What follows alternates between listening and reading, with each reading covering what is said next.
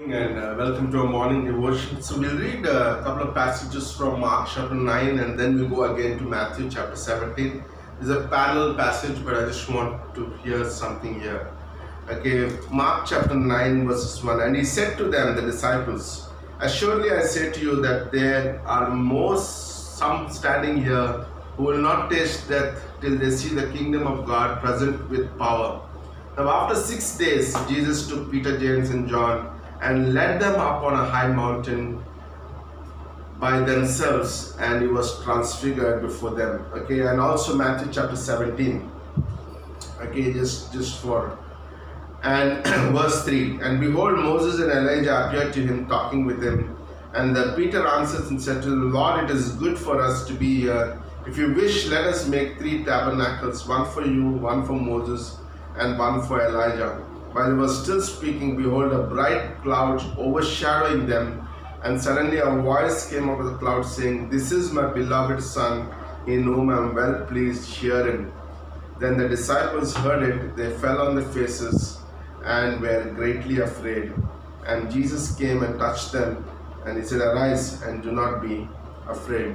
So, Father, we just thank you for this morning and once again. And we pray that you bless this portion. In Jesus' name we pray. Okay, it's been an amazing season and for us as a family, and it's been enjoying for all of us. It's been more than 140 plus days in the lockdown, and we could give many reasons why I am here and what is happening in my life. Okay, and these are very genuine questions. But remember, nothing in our life is wasted when you are in God. And God has some purpose in these times, even as we being in our houses locked up. We don't know, we are living in uncertainty. But with God, there's no uncertainty. And that's the thought. So we see in this passage that we just read that disciples, if you see in Matthew chapter 16, Jesus said that he's going to die and be crucified and he will leave them all. So the disciples are very discouraged. They are very discouraged because Christ is going to leave them. And even Peter said, no God, this cannot happen to you. But Jesus said, get behind thee, Satan. In fact, there's so much happened to the disciples. They're very down, very discouraged.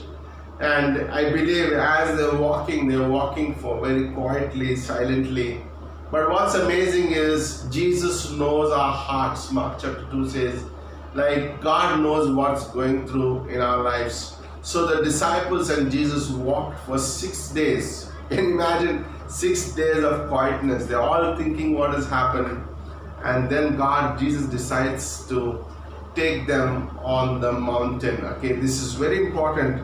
Like even in our times of discouragement, the times of uncertainty, God gives us those moments in our life to be quiet and listen to what is speaking to us.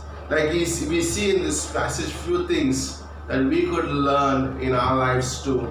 Number one, that Jesus takes Peter, James and John. We do not know why the others 9 didn't come, but we don't know the whole story. Maybe they're tired after walking 6 days. But the other 3 decided to go with Jesus. And Jesus takes them away from the regular days of the life.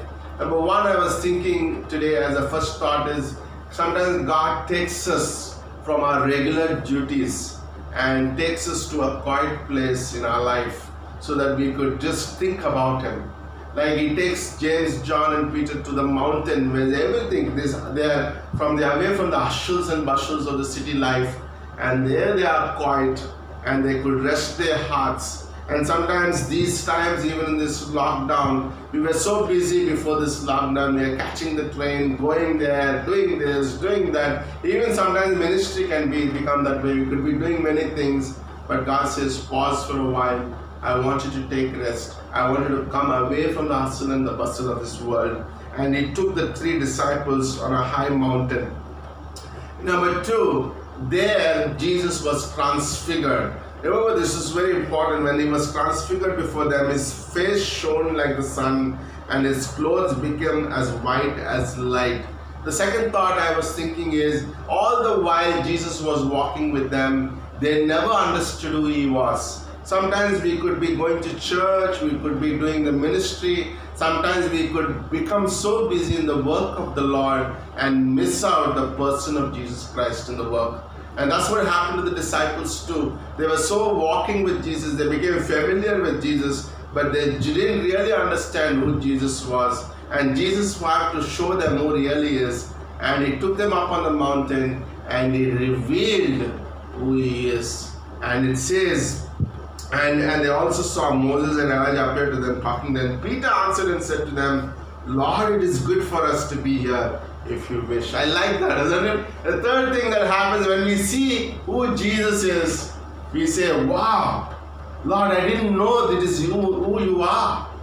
I want to just be here. I wish to be here, Lord. I want to just worship you here because your presence is amazing. I thought the world I was serving was so important, but now I see your presence and it's so beautiful. I wish I want to be here. And then fourthly, we also see there's a voice that came from heaven, from the Father.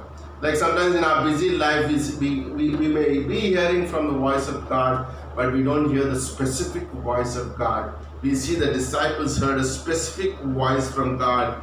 A bright cloud overshadowed them. Suddenly a voice came from the Lord saying, this is my beloved Son, in whom I am well pleased. I like that, isn't it? Like God gave them an answer for their problems. Like, you know what? Whatever he says, listen to him. He said he's going to the cross, listen to him. He said he's going to die, listen to him. He said he's going to be resurrected, listen to him. He said he's going to be with you, listen to him. Listen to him because he is my only Son and I'm well pleased. Imagine these disciples came out from that mountain, they were not the same. They were not the same. And that can happen to you and me in our lives. When we know, when these times, when God puts us in a pause, where could we see his glory, where we are quiet away from the hustle bustle, and then we see who really Jesus is. And we want to just stay in his presence. And then we finally hear his voice. And nothing can, and we hear his voice, we are well pleased. Like, wow, this is what I want to hear. This is what is a solution for my problem. And our lives are transformed. Amen? Amen.